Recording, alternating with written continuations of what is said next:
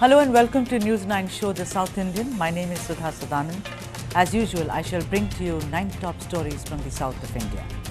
Let me now begin with the first story, which is making headlines across the country. The Hema Committee Report reveals the worst forms of misogyny prevalent in the Malayalam film industry. That's coming up. First story.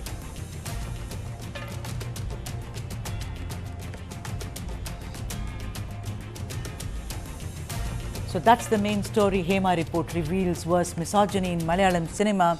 You know what? It all began in 2017 when the collective conscience of Kerala was shaken to the core. A state which made one of the best cinema, and right from the beginning, everybody across the world would compare it with Bengali cinema. Directors like Aravindan, Shaji Karun and Adur Gopalakrishnan who kept the flag aloft. But on that day in 2017, a popular actor called Dilip kidnapped and assaulted an actress in a moving car for hours, and which was also videographed and then shared extensively. The fallout of that terrible incident was, of course, several, but one of them setting up of a committee led by Justice K. Hema of the Kerala High Court, who has since retired.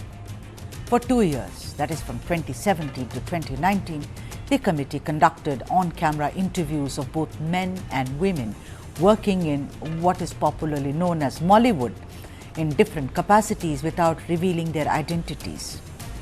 The WCC, or Women in Cinema Collective, was also formed in 2017, where people could actually come and speak fearlessly.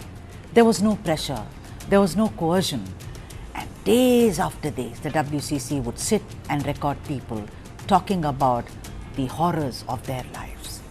After many delays, the Hema Committee report released on 19th August and said it as it is. Sexual harassment is the worst evil that women face in the film industry. And the report pinpoints that well-known, well-reputed men in the industry have shocked certain women in cinema by sexual harassment and physical advances made towards them. This is the worst form of misogyny if ever there was. And let me add, which is now out in the open, the paranoia of losing out on work if I'm a woman. The fear of being singled out if a woman like me, if I were an actress, ignored sex on demand made by the mafia dons of Malayalam cinema. No pay parity for female actors. The trauma of being pushed into a corner if anybody dared to speak out and say, yes, you did me wrong. And then to think Malayalam industry was evolved when compared to other film industry. Where does one start and where does one stop in this terrible narrative? Before we go ahead with the story, let's listen into some political reactions, and then I get back to the story with some of the experts who've joined me on this conversation. See, in fact, the Hema Committee report, which has been submitted or which was submitted almost 5 years ago, the government hid it from not only the public view or the public purview, but the government decided not to take any action on the specific instances of harassment that came to the light of the commission. The commission itself says that we are shocked to hear the incidents of harassment against women. Even the harassment against children. As per the POCSO Act, any person who had the knowledge of the sexual offences of a child has to report it to the concerned authorities. In fact, on that count, not only those in the government but even the Hema Committee is at fault for not reporting it to the concerned authorities of the law. I think it's utterly shameful and shocking that the government sat on this report for nearly 5 years, and now under duress they've had to release it, and they're simply not willing to face the consequences. I saw a statement by the Minister of Cultural Affairs saying that, oh, these ladies could have come to the government and given their complaints, they've only given it to the Commission. But the Commission is appointed by the government. So what kind of an excuse is this?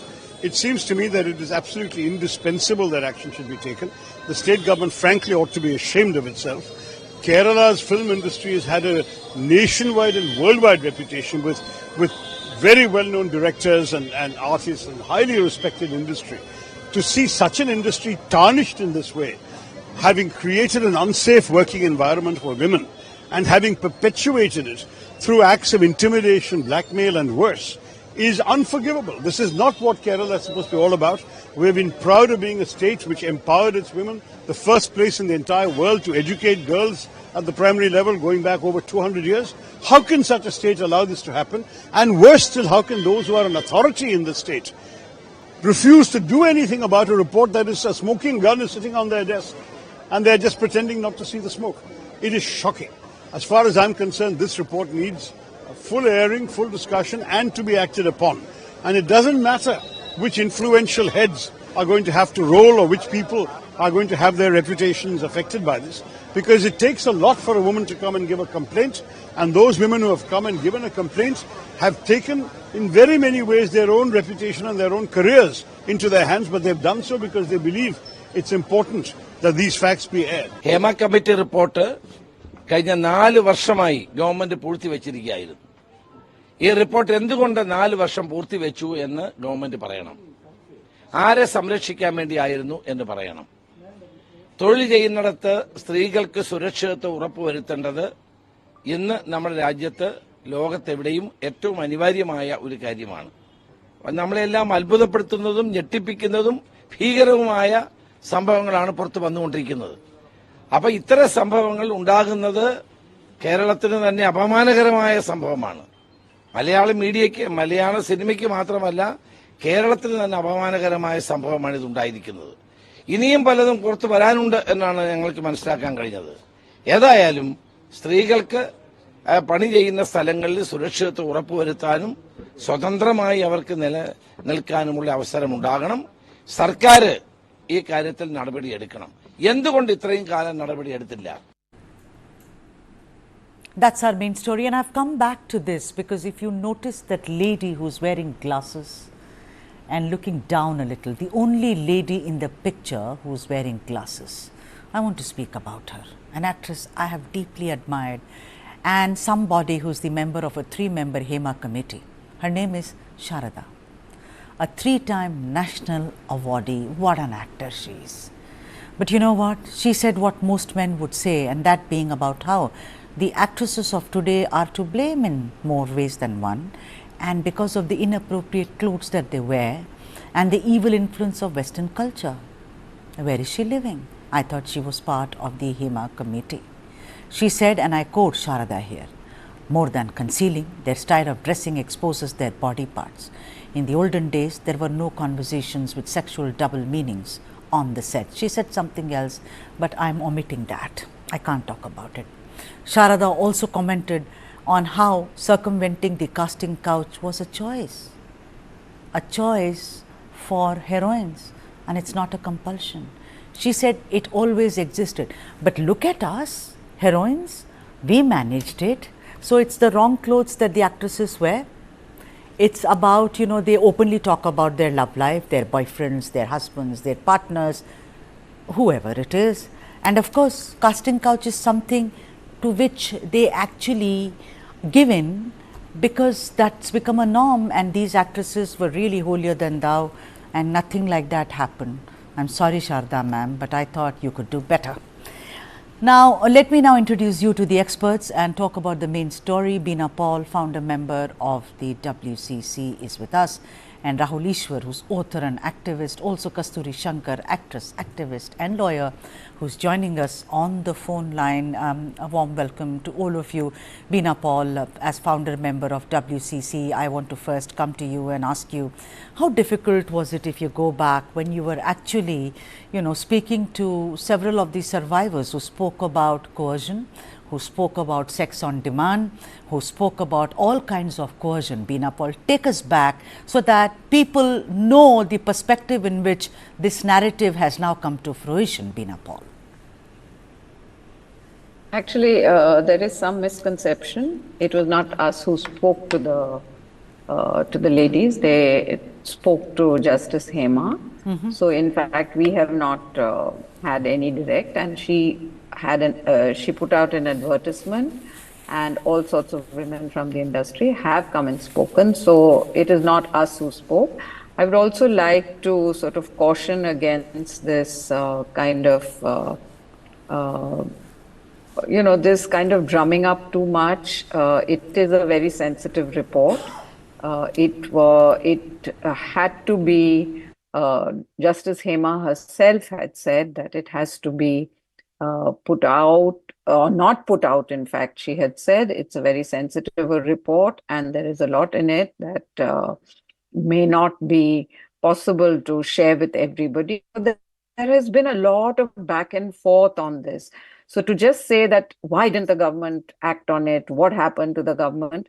It is not so simple. We have also been, as WCC, we have also been pressing for this, but there were sensitive issues, and I think these sensitive issues were taken in mind. And finally, it is because a lot of it was redacted, a lot of the actual evidence, witness statements were redacted, names were redacted, that now it is possible to see this report. So it's not a very, cut and dry thing that the moment it came, it should have been out. It involved the privacy and trust of a lot of women who went and spoke, who exposed themselves. So I think we should be sensitive to that. Absolutely. The sensitivity is very, very essential. Very well said, Beena Paul. Rahul Ishwar, let me come to you. Rahul Ishwar, I'm a student of cinema and I'm not going to really pretend, oh my God. No, I'm not going to, because one has seen what is happening. And let's also understand historically, there was a time when most of the South Indian cinema was directed and produced in Chennai. That was the hub. I mean, if you see Malayalam, Kannada, Telugu, all of it. And it was only later that all these industries separated. Horrific, horrendous stories of women, no pay parity, horrible stories of costing couch, horrible stories of young girls, I mean adolescents being coerced into the profession, both by family and also very, renowned directors and producers, etc., etc., etc. But Rahul Ishwar, there is an image that Malayalam cinema always carried, and even when the entire world was jumping up and down and doing the gig of being commercially very viable, Malayalam cinema kept its head on its shoulder.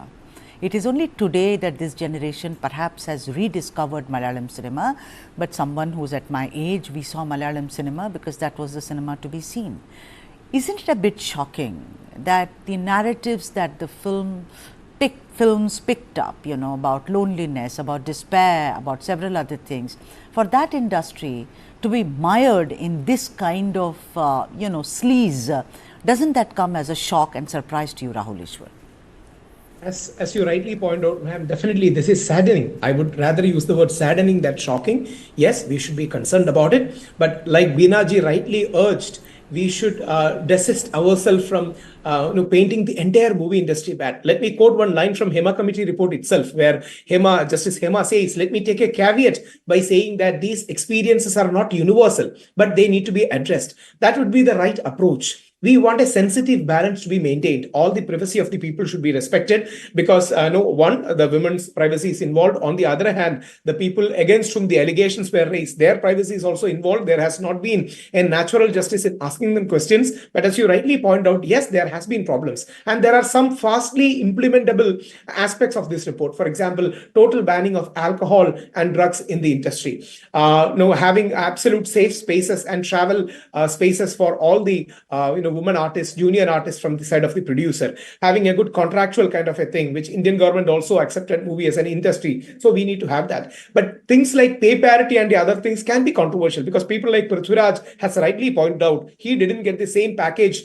like Aishwarya Rai when he was acted in Ravan. So we need to be a bit more nuanced and cautious while we deal with it. Yes, we need to cleanse our movie, which is very good. It acts like a film. It's like a family, but at the same point of time, like every family, like iron gets rest, any family, any iron will definitely get some kind of negativities over the period of time. We need to cleanse it. We need to regain the glory. But a huge percentage of people, just like Justice Hema pointed out, are good people. They respect women. They adore women, and they have highest regard for them. But there are some sexual predators. There are some people who will need to be checked. Yes, the minister went ahead and said that in the October in Kochi, we are going to have a grand conclave where all the stakeholders will be invited. There will be a new cinema policy coming. There will be positions. There will be a law that perhaps can be crafted for it. So Kerala is moving in the right direction, maybe slow and steady, but in the right direction. I think that's one thing very positive about it. It should be seen as a move to cleanse the industry of the evil and the bad effects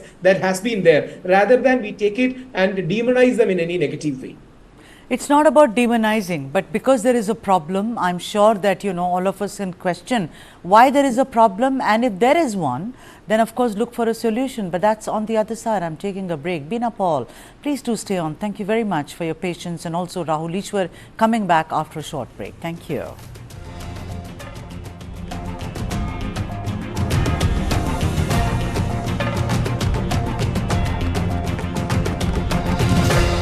Quite lived up to their pre-tournament billing, delivering a series of less than convincing performances.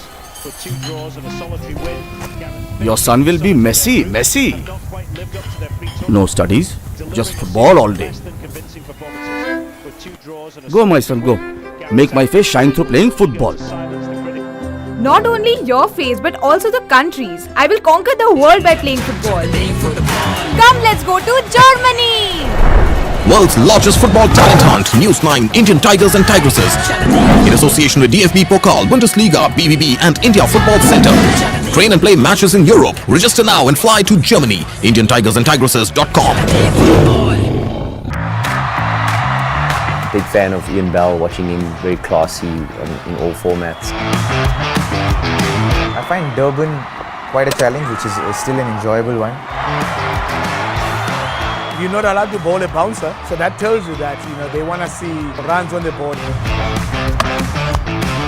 बड़े अच्छे tours किए हैं, बड़ी अच्छी यादें हैं हर जगह की, जहाँ मैंने पर्सनली क्रिकेट को बहुत एंजॉय किया है. ऑस्ट्रेलिया एंड इंडिया में बहुत ज़्यादा एंजॉय किया. I love playing again England and India, and they were both very different challenges. Up close and personal with legendary cricketers like never before. Icons of the pitch. This and more. Streaming on News9 Plus. News is now content. Subscribe and get free vouchers. How do you fulfill that promise? Because ultimately expectations have to be met. If you look at the political landscape, is it really changing for women? And what is the inability of the forces that dead bodies surface but not the living people?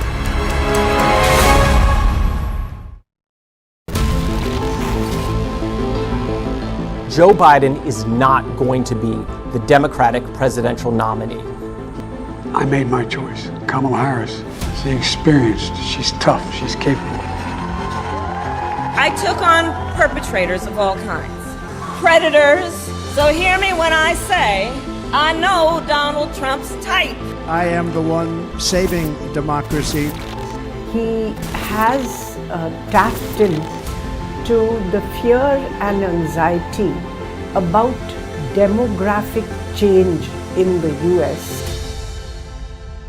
This polarization in the United States. Some people are even suggesting that there could be a civil war. You are this unable to solve your own domestic problems. You have no right to claim to be anybody else in the world. And we're moving into a multipolar world where the United States will not lead.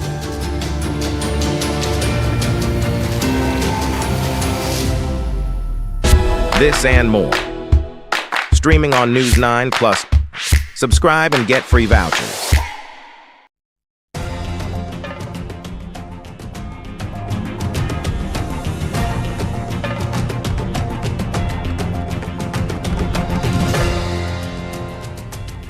All right, that's our main story. Hema Committee Report reveals worst misogyny in Malayalam cinema. Rahul Ishwar, before it took a break, of course, there is no attempt to demonize any particular industry. But tell me something, why was the Hema Committee Report in the first place set up? It was set up because in 2017, we saw an actor called Dilip, who it is allegedly said out of personal vendetta. There was an actress and he allegedly molested her, and there was a kind of in a moving car, or the video of which I have seen at that time, and it was shared very, very widely. I mean, if a male actor can do that publicly to a female actress, and we know that Dilip was much more powerful, he had social agency, also he had the box office hits, and he also worked in Tamil cinema, he's worked in Hindi cinema, etc. This actor did not have that kind of an influence, and that's why the Hema Committee report was formed in the first place. No, Rahul? Yeah, I agree with the sentiments you expressed, but going to a bit more detail, there was an allegation that Dilip was behind it. Dilip was not directly involved. A person called Pulsar Suni and his, and his criminal friends were the people who did this. The allegation was that it was on behest of Dilip, and Dilip was charged as the 8th, accused for Section 120B.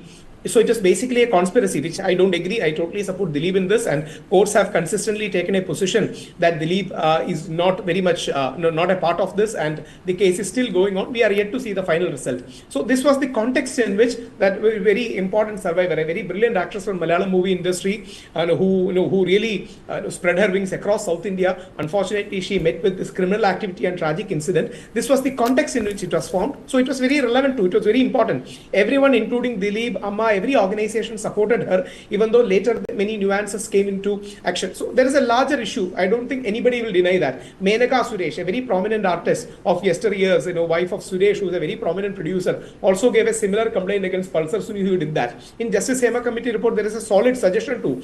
You should never employ any driver with a criminal background. You should check the criminal antecedents of the people who are going to come to your set. So there are a lot of creative, constructive feed-forward feedbacks and suggestions that Hema Committee is coming with. There may be some shades of divergence in some topics, including Suresh Gopi, who is a BJP MP and a central minister, rightfully said, let the organization decide. So it's very cautious because 10,000s of people are involved in this industry. We should take everyone along. Yeah, but the Hema Committee, whether it was Pulsar, or it was Mr. Dilip, the thing is, such an incident did happen.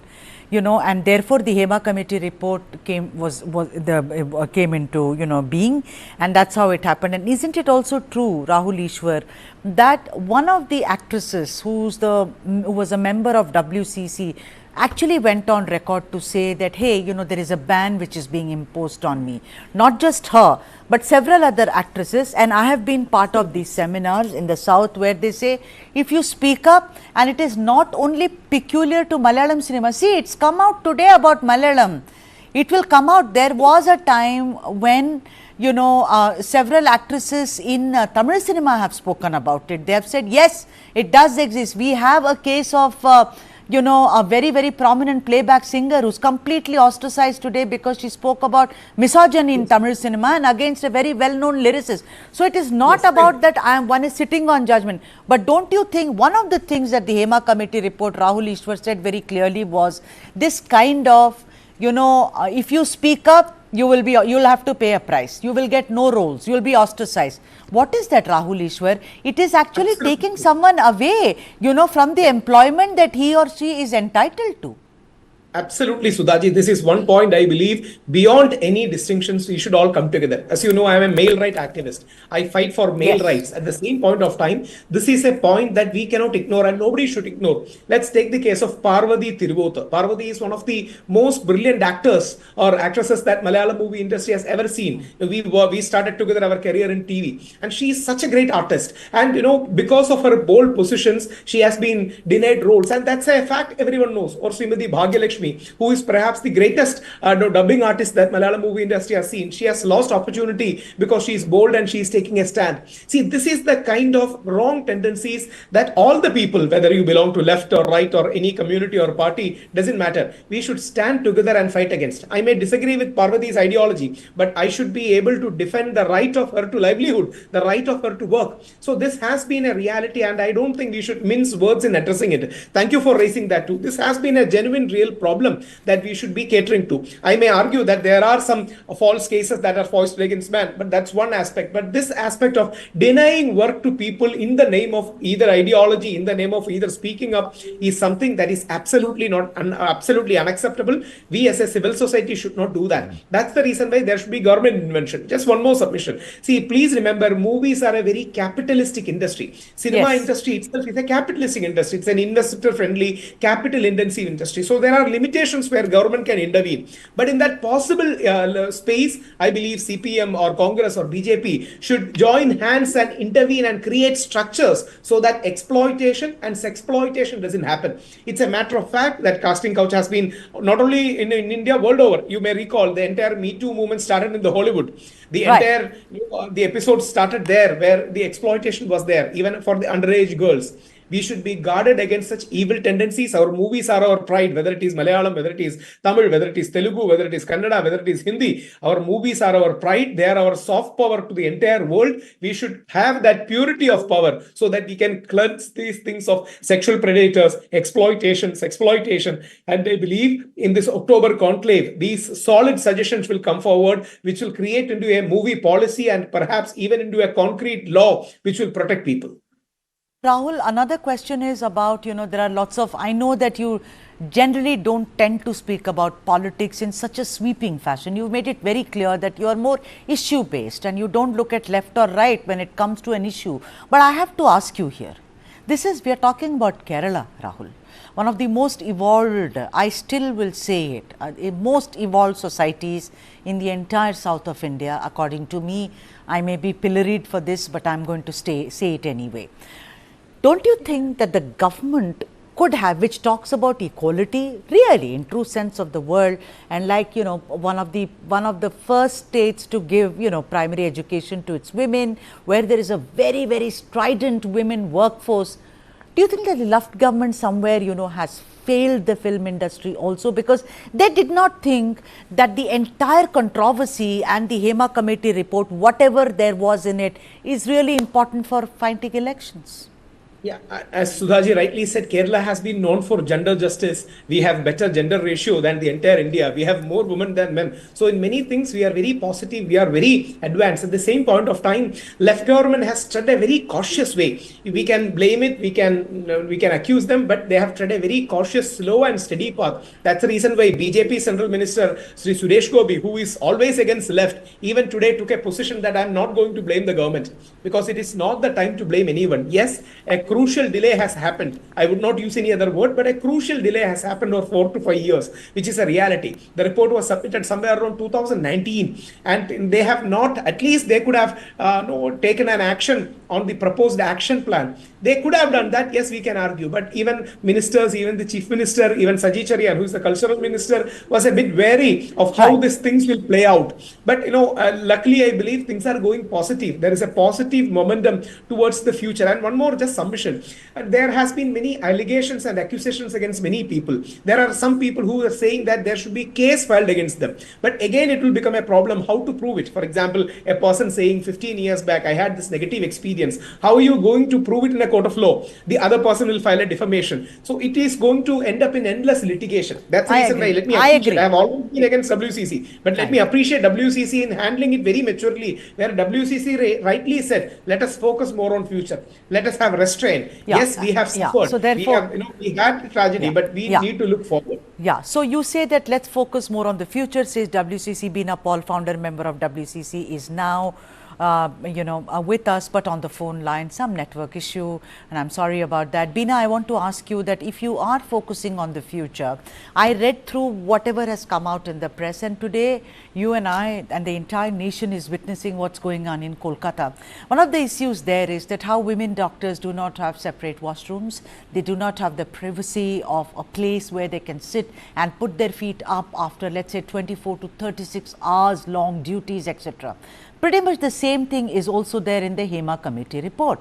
But my submission also is that you can give me a vanity, you can give me a separate washroom, you can give me everything. But what do you do about changing the mindset of the men, which, the report says there is a mafia like, men's cabal, which actually decides, everything that goes on in Malayalam cinema. Bina Paul? Can you hear me, Bina?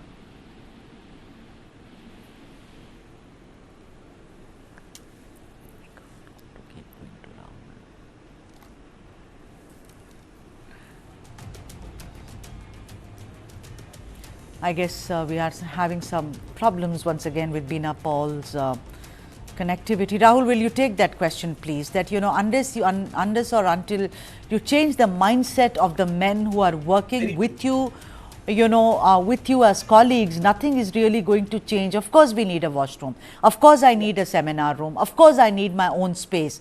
But unless or until the men around me don't take me to be something of an inferior creature and also a creature to be enjoyed for the pleasure principle, nothing really will make a change.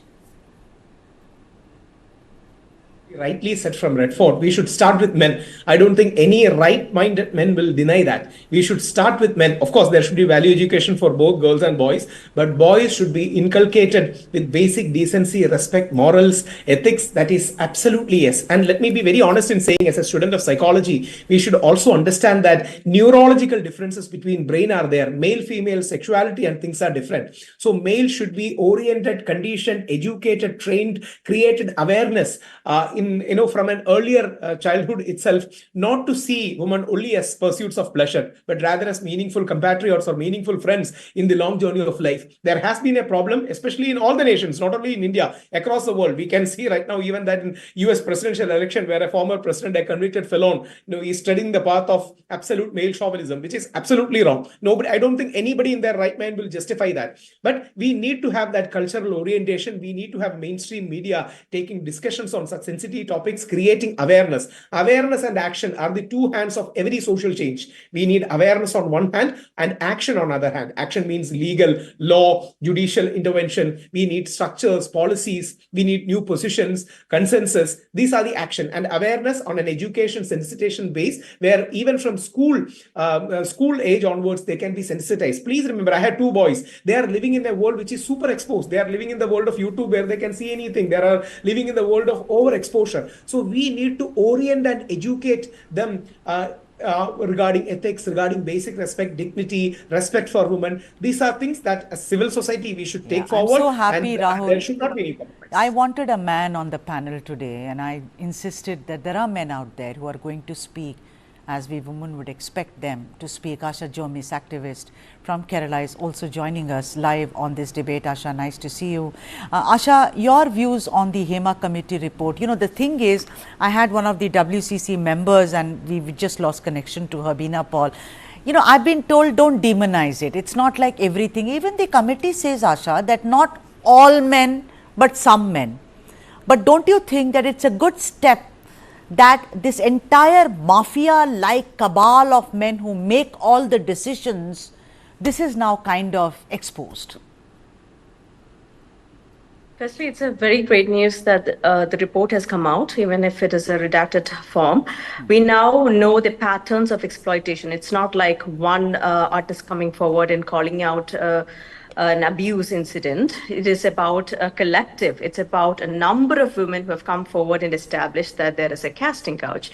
There are sexual favors that's expected from women to do if they have to get an opportunity in the film industry.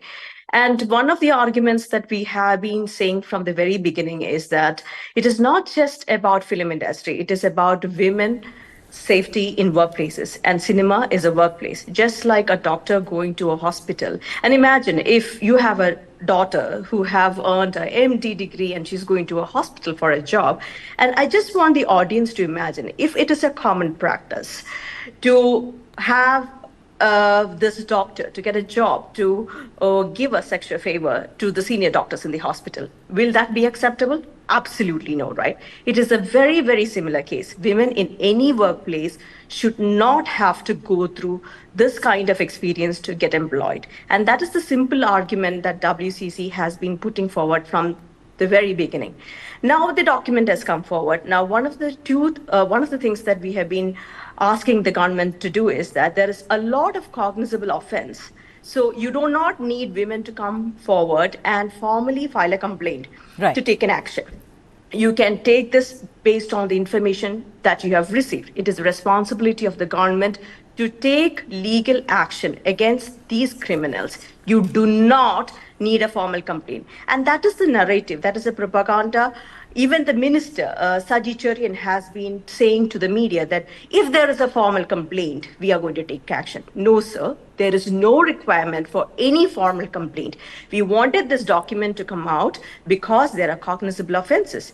And as some of the shocking reports brought out by the News9, there are in fact minors involved in this process, and they have brought out the details. And we have seen that categorically, no man from the film industry has pushed forward for a legal action against the criminals. So I don't believe in not all men argument at this point. If there are criminals, we have to bring out those criminals, and they have to face. So Asha, do you think there should be a redressal committee? Now the thing is that much like Me Too, you know, all of us were part of it and we spoke about it and we discussed it. But a lot of it, like Rahul Ishwar is on the debate, he said, you know, it may take a lot of time. Where will you go proving? Now, we also know our judicial system, I mean, with due respect to all the honorable judges. But the point is, do you think there should be a redressal committee? For instance, you know, look at the junior artist who dance as, you know, accompany heroines. There is a union. If they are not paid for the extra shift, they can go and register their redressal. If one of them dies, the family is taken care of, you know. It's a very strict system in both the Mumbai film industry as well as in other film industries. You know, very famous director, which today people will know, Rohit Shetty, when his father, you know, he passed, I mean, the family was supported. The family was supported by these kind of unions to say that don't worry, we are there. Do you think there should be a redressal system which should have its own fast track kind of a thing if something like this goes on? Because Asha, it's about junior artists, like you said, minors who could be child artists, a lot of 17-year-olds also, you know, agree to be heroines, we know this. Several other people, character artists, it could be ageism, it could be whatever, it could be slur. Apparently, most of them are abused. What about knock on the door at night? It's not a knock, it's like pushing. What is all this? So that's why I was talking to both Beena and Rahul. I had a lot of respect for Malayalam cinema. Sorry, but I think they make the great cinema. So I thought that this will not happen in Malayalam industry. So should there be a redressal system? Absolutely. That has been one of the key recommendations by the committee, to have a tribunal and fast-track systems to address these kind of issues. And you should understand that this report and recommendations was with the government for the last 4 years, and it chose not to act upon any of these recommendations. So as you have rightly said, even the judiciary, the government, nobody is working to ensure the protection of women. And every time there is an issue, like the most recent issue of the doctor, we are going to protest on the street, they're going to set up a committee, there is going to be new laws, there's going to be a budget for women's safety. But on the ground, we are seeing none of this is being implemented. So I think it's high time that, you know, we work towards implementing these recommendations and the new laws that has been brought out in the country. And in terms of immediate redressal systems and tribunals, as rightly suggested by the Hema Committee, I think these have to be put into practice rather than going for quick solutions. And one of the most important things that I wanted to convey during this debate was that Saji Cherian has said that, you know, why don't women go and complain? We have the best example of the actress who went to the police and complained. Now, we have seen that what has happened to the case. We have seen how the judiciary has been failing her. The public prosecutors have withdrawn from the case. She has asked for the change of the judge, even a female judge who has been extremely insensitive towards her. And the police itself has failed to conclusively prove the involvement of the conspirator. So we see that the system fails women, and absolutely there is no incentive for women to go and complain. And the complaint procedure itself, and if you look at the online abuse against the actress, just because she complained, it's intolerable. So that's something which is terrible. There is mental trauma, there is kind of stigmatization, ostracization, and when all the men come together, they say, don't give her a role, she's a problem. On that note, I've completely run out of time. Asha Jomis, as always, thank you so much for joining us. Rahul Ishwar, it was such a pleasure to have you on the show and to get the male's perspective. And like I said, a man on this panel who really spoke his heart out. Thank you very much. And also thanks are due to Beena Paul as well. Let's move to the next story. The next story is coming from Tamil Nadu. Annamalai and MK Stalin are almost sounding the same. Surprise, surprise. AIADMK alleges a secret pact, but then both leaders deny the allegations. But then, why are they sounding so similar? What's the story?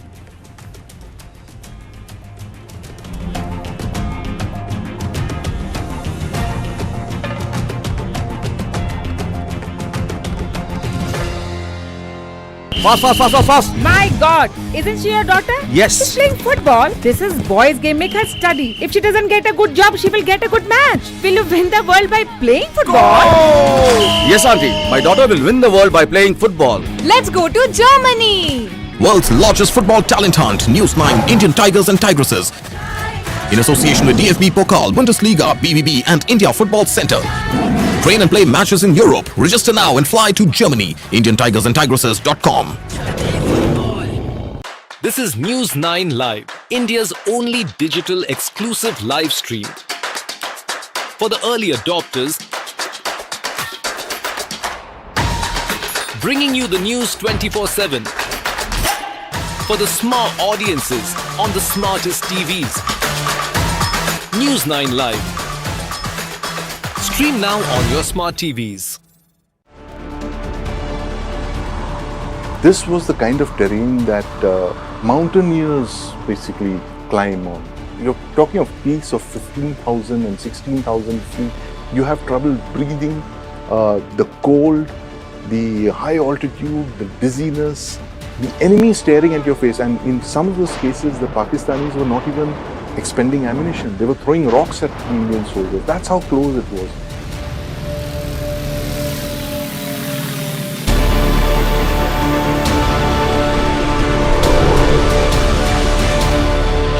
This and more.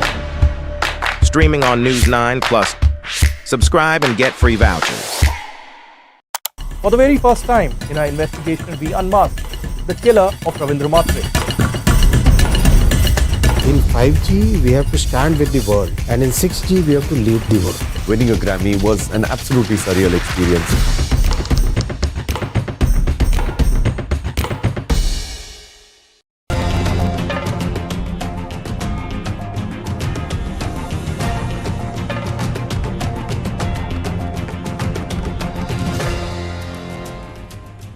All right, our next story. Why are Annamalai and Stalin sounding almost the same? That's the question we are asking. This is going to be a very short and sweet debate.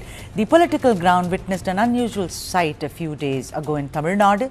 The occasion being the birth centenary celebrations of Kalingar Muthuvel Karunanidhi, which saw BJP State Chief Annamalai on the stage with a photo op, along with Chief Minister MK Stalin.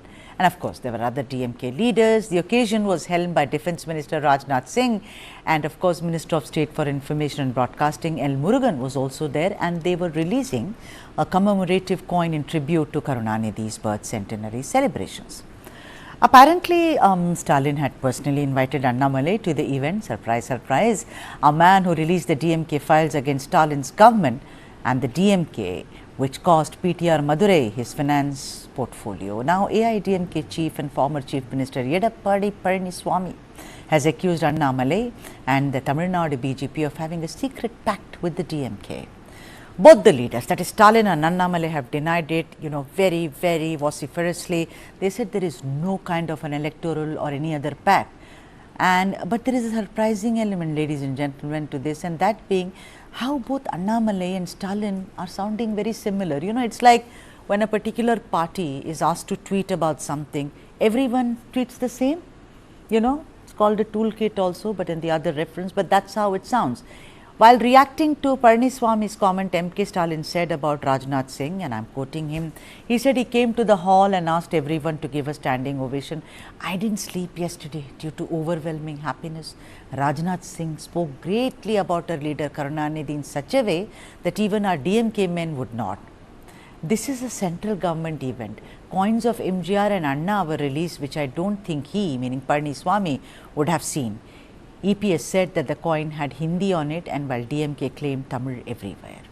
First, you should know politics or have some brains. That's what Stalin said. But notice Rajnath Singh, what praise. I couldn't sleep last night. Annamalai, on the other hand, commented on his farmer alliance partner, that is Yedapadi, labeling him a casteist, and said DMK utilized the opportunity and took Kalangar across the country. People in Delhi will now be reading the achievements of Kalangar. Did you notice how it seems like there is such a thawing in what was until recently an impenetrable iceberg? So what is going on? Let's debate. Like I said, very short and sweet, and we have someone who's really sharp at it. Dr. Pentapati Pullarao, political analyst. Mr. Rao, very warm welcome. Mr. Rao, what is going on? Have you seen how Stalin is praising Rajnath Singh and said no one has spoken about Kalangar in such a fashion, and then you also see on the other hand Annamalai saying we've taken Kalangar now to Delhi? No, the point is there are no elections on the horizon in Tamil Nadu. Where are the elections? They're all over. I think 4 years more, there may be elections of 3.5 years. So where is the, and you know, all said and done, I always believe that Stalin is a man of decorum and gravitas. You know, he always maintained good relations with the central government. He is one of the few opposition chief ministers who never threw words against Narendra Modi or against any other minister. Yes, he criticized them vociferously, he fought them politically, but he never crossed that line.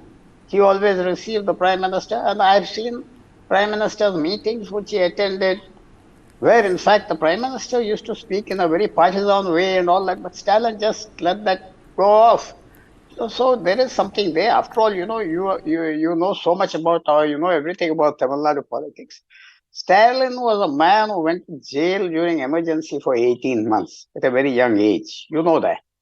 At a very young age. I think he was barely out of school. And his party had been at times ally of the BJP. But there is no alliance or anything. I don't think sir, I have read, you know, Stalin can be very harsh. In the case of in the case of, I beg your pardon, Hindi imposition, as it were, calling them, as you know, that you are imposing it on us. He's used Tamil, his speeches have used very harsh words. Annamalai, on the other hand, of course, they are saying Stalin is really treading very, very carefully because he wants no trouble when he elevates Udayanidhi to be the deputy chief minister. Look, sir, most of these big leaders have to bow down to the center when the time comes to save their party, their chair and their loved ones. And I don't think Stalin is any different. I'm not taking it away from Stalin, sir. We saw what he went through. He's a decent man, unlike, you know, former Chief Minister of Telangana, you know, KCR, who would vamoose every time Modi was in town. Stalin meets him. But sir, it is not so simple. If politicians were so simple, you and I would not be writing, sir. No, the point is he's not simple, but as I said, that's his style. He has been collegial with everyone. And you know from the reality of Tamil Nadu politics, Stalin has got, I think, 10 parties as allies. He's not about to dump them for one party. There's no need. And the BJP also, I don't think, is in a rush for any alliance. No, but the Congress is planning to dump the DMK. That is the rumor, and they are saying that we cannot really deal with him and his party because of the terrible law and order situation in Tamil Nadu after the murder of several leaders, and particularly Armstrong. They are looking at unhooking. Yeah. So the Congress party can flex its muscles in Uttar Pradesh maybe or Haryana, but where can it flex its muscles in Tamil Nadu? The 8 MPs which it won are totally at the grace. They're totally at the grace, due to the grace of DMK. I'm putting it very harshly. Where will they go? Who are the leaders they have there? Okay, Uttar Pradesh, they're trying to make a show because they believe minorities are with them. But in Tamil Nadu, I don't think the local leaders have been talking a bit aggressively. I know that because they feel they're not getting the respect they deserve. And that may be there, but I don't think the High Command or whatever the Congress Party will countenance this a little more than this. There's no such thing. It doesn't make sense at the moment for the DMK to leave the Congress and the other allies, and for the Congress to leave the DMK. With due respect, Mr. Rao, it does make sense for the BJP to kind of eulogize Karunanidhi and see to it that they get a better leg into Tamil Nadu, because elections is not about 26. The preparation starts now when it comes to the Bharatiya Janata Party. On that note, thank you very much, Mr. Rao. Like I said, you don't agree, but then what an interesting comment that was. Thank you indeed. And moving on, loan sharks come after Wayanad landslide victims. Pinarayi Vijayan urges banks to please waive off loans.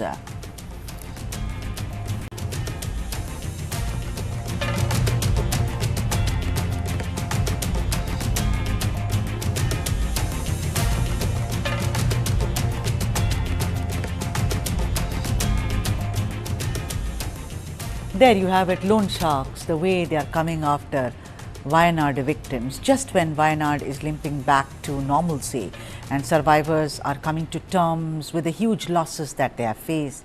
Yet another cause of worry is staring them rightly in the face. Several of the banks are continuing to take monthly installments from the landslide survivors, and in some cases even from those who died in these tragic landslides. I mean, all I can say is, wow, I mean, that is really remarkable. Foremost among these is the Kerala Grameen Bank, which deducted loan installments from the accounts of those who received money in the form of an immediate relief assistance from the state government.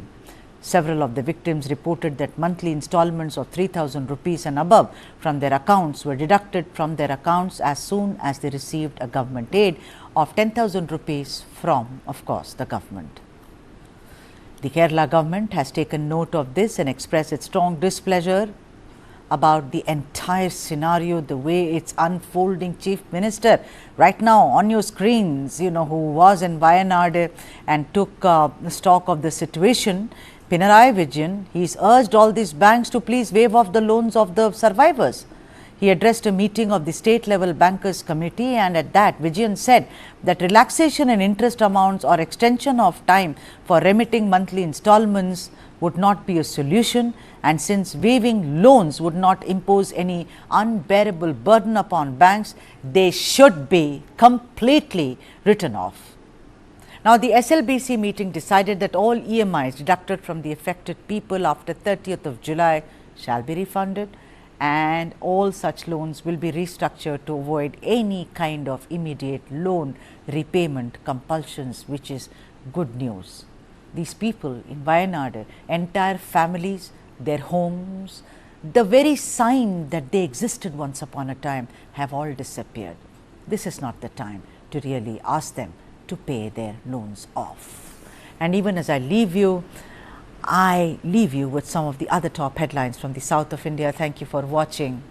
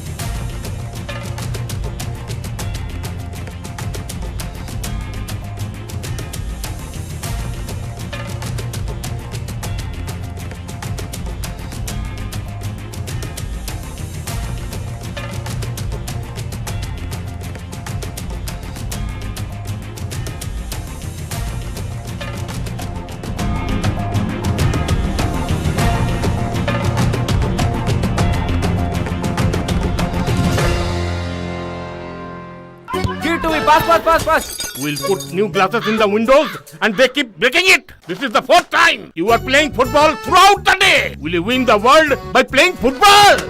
Yes, uncle. I will now conquer the world by playing football. Let's go to Germany. World's largest football talent hunt, News9 Indian Tigers and Tigresses.